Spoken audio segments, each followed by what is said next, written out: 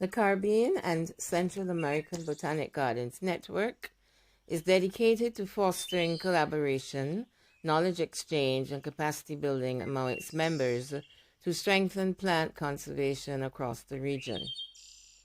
With this mission in mind, we hosted the Plant Health and Biosecurity Workshop in Barbados with the Biocultural Education and Research Program and Andromeda Botanic Gardens.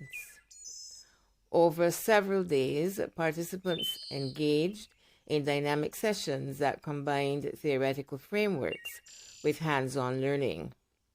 Topics covered included biosecurity best practices, monitoring for pests and diseases, and managing invasive plant species, all essential skills for protecting plant diversity.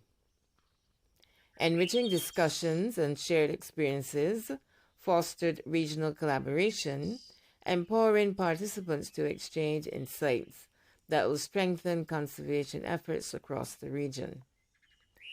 Facilitators from Barbados, Bermuda, and England provided invaluable knowledge and practical guidance, creating a meaningful space for learning and cultural exchange. Now participants will return home equipped with new tools, inspiration, and connections to amplify the impact of plant conservation across the region.